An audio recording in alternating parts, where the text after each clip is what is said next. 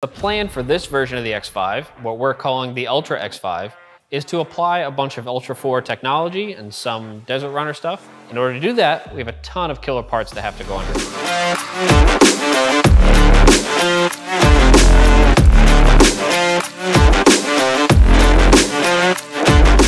All right, so we thought we'd bring you guys up to speed on the entire drivetrain we're gonna be putting under the X5. Now, I wanted something incredibly rugged and, somewhat obtainable. So it's not all one-off parts. It's a bunch of stuff that, should I need a spare axle shaft or, hub nut or, brakes or anything like that, things are obtainable from a store. There's a chance. So if I'm on a longer trip, I can get replacements. But also I want it strong enough to hopefully not break every 2 minutes, because we have 40-inch tires that are, a lot more load on the entire drivetrain. You give me another one? Sure. All right, whenever you are ready. So this is the rear axle that we're going to be putting in the E53. This is a Ford Super Duty axle, kind of known as a Sterling 10.5, because it has a 10.5-inch ring gear. I have it mostly cleaned up. There's a little bit more to do, but I'm going to weld my brackets on when they come in. So this is all bare metal and clean. I've gone over the parking brake stuff, because I do want that, and kind of cleaned up the ends.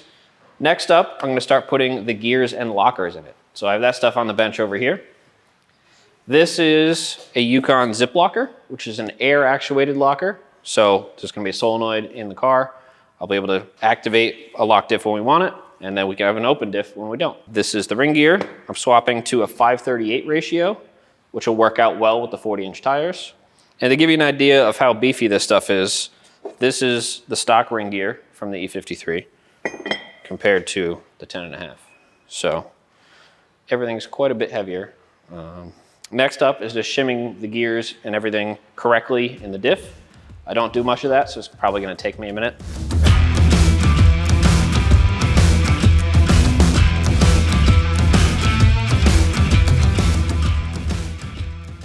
All right, so everything's cleaned up. I went over the outers of the axle already, kind of needle scaled off all the rust and prepped where I want the tabs to go. All the tabs are here and laser cut. So I turned this little spacer to be a pretend heim joint because I don't want to put that much heat in this. And it's also a smidge longer. So when I weld it, it's gonna pull slightly and I'll be able to get this back in. So I've got this tacked up and located. I have to bend up this support, which wraps around and welds to the axle like that. So yeah, just kind of a bunch of fitting and getting the tabs located and tacked on. Then I'll pull it apart, burn everything in for good, make sure all my welds are nice, and we can finally paint this and call it good.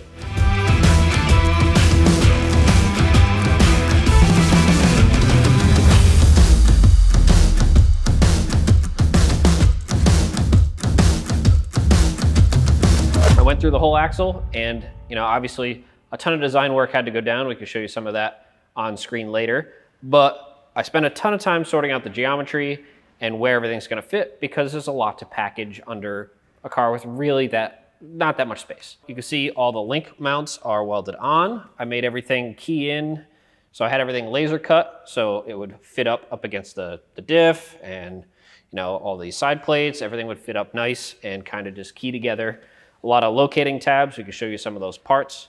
But that way I knew everything was packaged in the spot I need it, so that I have space, because I did cycle everything on screen. So the rear is all assembled. I went through, redid the wheel bearings, obviously all the gears and lockers. We've got the Hawk brakes on the outside here. I redid the parking brake as well. KMC bead locks, 40s, and then we've got all of our mounting locations figured out. So the rear's done. Let's move on to the front. So this is the front axle. It's a Dana 60 from a Super Duty. As I mentioned earlier, this is the bigger ball joint style and unit bearing outers. They're just an affordable, rugged option. So that's why I went with this route. But as you can see, there's a bunch of brackets and tabs welded on. These were all designed ahead of time, obviously, and laser cut so they'd fit and key in correctly.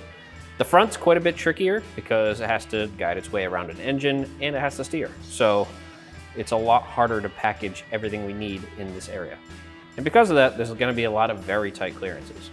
But hopefully it should all work out. I figure we'll start with the steering. So you can see this ram here. This is the hydraulic assist. Because we have to turn a 40, it's gonna take more power to turn those. So you can plumb some hydraulic pressure from the steering box into this ram and get more power out of it. I went with a slightly smaller ram because I want some quick response. The bigger the ram, the slower your steering will be. So it's kind of a balance.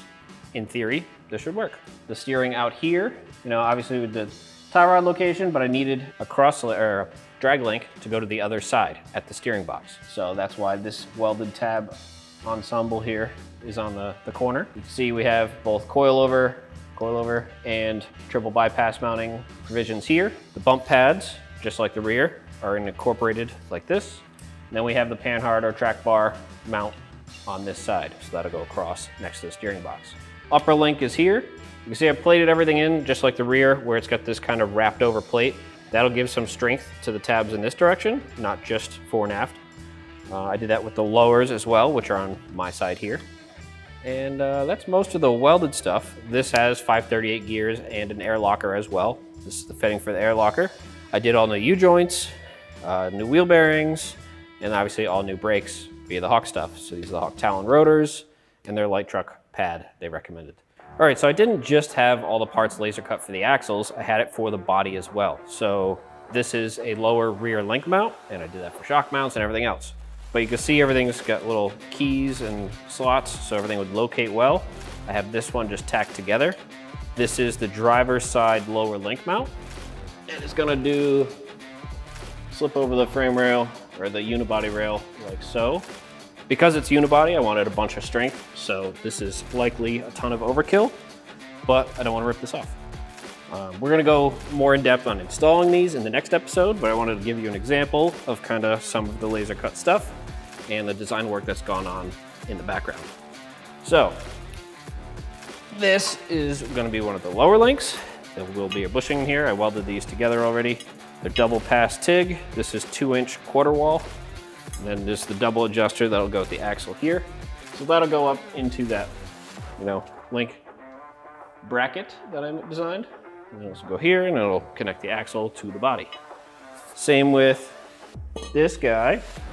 This is the upper, and it's got this big bend in it because I'm trying to use the factory fuel tank. So there's another bracket that'll do something like this. The gas tank's in this area, so I can get full compression out of it. So, luckily I was able to get most of this knocked out ahead of time while we were doing, essentially phase 1, so we can get some pretty good progress going this phase 2 build.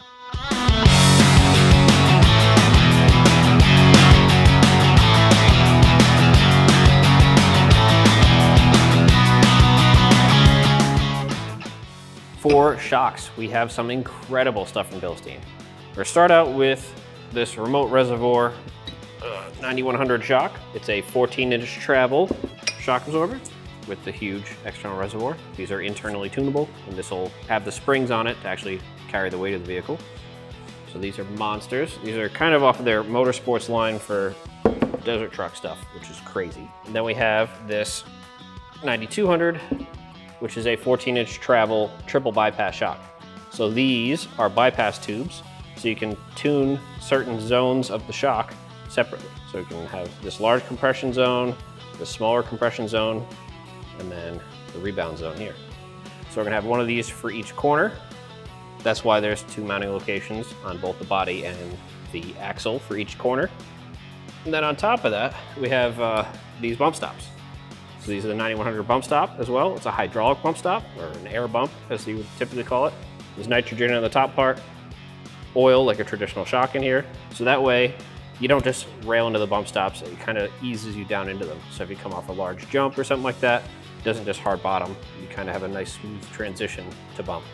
So that's what these will land on, these pads here. So, all incredible killer stuff. That should really make this thing be a pretty wild savage outside.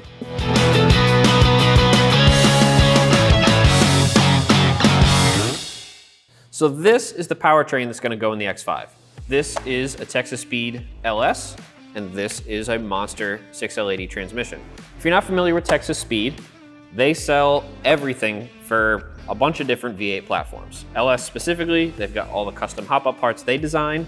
So they'll do custom CNC heads, they'll do custom grinds of cams, you know, internal engine components, everything you need, as well as a bunch of different brands to make it all work. In this case, we bought a full turnkey motor from them. So, you know, I called the sales guys, talked over my project with them. Once they understood that I'm a lunatic and what I was after, we came to the conclusion that this would be the best option for me. So this is a Texas Speed 408 stroker. They take a 6-liter GM block, bore it out, put all of their pistons and rods in it. We have a custom grind cam from them, some PRC 257 heads, fast intake. We've got the Holley mid-mount accessories here, so I'll have everything from power steering to AC, all packaged nice and compact. You know, so oil pan to intake, we're all set up and ready to go. This is a Monster Stage 3 6L80. Because we have such a wild power plant from Texas Speed, I called Monster and was like, I need something to support this. I'm looking for a 6L80 because modern cars have a lot more gears because it's way better. It's a lot more efficient and it'll help me off-road to have a better first gear. So I really wanted to go with the 6L80. They were able to make it happen. This is their Stage 3 package. So all the clutches have been upgraded to handle all that power, a couple different clutch baskets, I believe.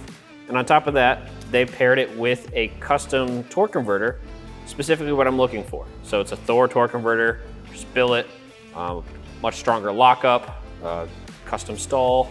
It's really gonna be a nice setup for this X5. So this is the transfer case setup that's gonna go behind the 6L80 from Monster. This is what's known as a 203-205 doubler. So this is an MP205. This is out of, you know, a late 70s, early 80s Ford. It's a big cast iron case, gear driven, very, very rugged. The only bummer is it only has a 2-to-1 low range. That's why they make this doubler kit. So you put this Chevy 203 low range box in front of it. So I have a low range in here. That's, you know, I have 1-to-1, I have 2-to-1, then I have the multiplication of this on top of it. So I can get, you know, just about 4-to-1. So we can stack it. Well, single low, double low. Also, while I was at it, I did a twin stick conversion, which is differently ground shift rails, so I can select just front wheel drive, just rear wheel drive, or both. So these are ground, so the detents won't allow you to put one in high and one in low or something like that and do bad things, but it allows you to do front digs, which means I could kind of grab the e-brake, put it in just front wheel drive and swing the nose around a tree or a rock if I need to. Yeah, so overall it's a very rugged setup. Everything's new, I put new bearings and everything, went through the whole thing. So this should be ready to go and will be rugged enough to support all the power and the rest of the drivetrain.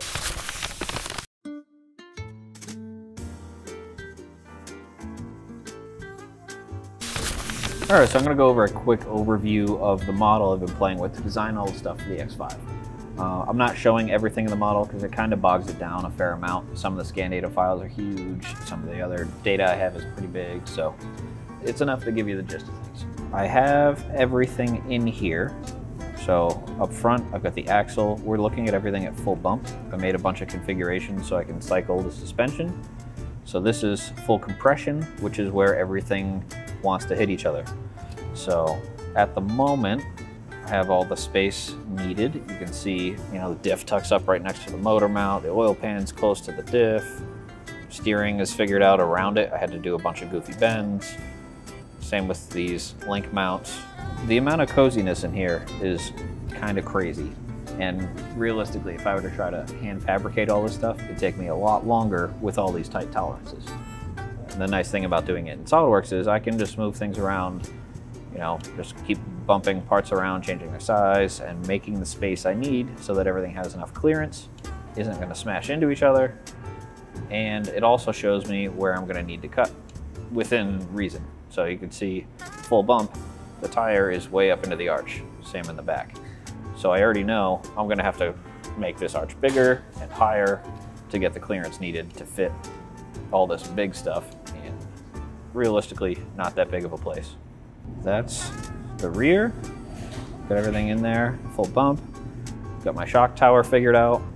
You can see I'm only showing most of the data for one side of it because it just really slows everything down. But we have space for all the things. I'm able to cycle all the travel, and this gave me a good idea of what I could do suspension geometry wise. So knowing what my constraints are for how much space I have really narrows down what I can do with the geometry. So I have a spreadsheet for all the different anti-squat, anti-roll, anti-dive, you know, all the different characteristics of the suspension, so I can start moving all of the different link points around, see how it affects things, and then see what I can actually fit under the thing. So that's been very handy. I spent quite a bit of time trying to dial it in to things that should work really well. There's always going to be some fine-tuning, but overall, right out of the box, this should perform pretty well. Now once we do some tuning suspension-wise, should be an absolute savage.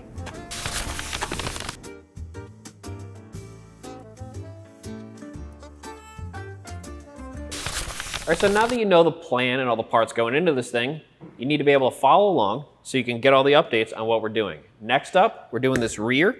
So we're gonna do all the rear suspension, figure out how the axle is gonna fit, giant shocks, giant control arms, a whole bunch of work, let me tell you.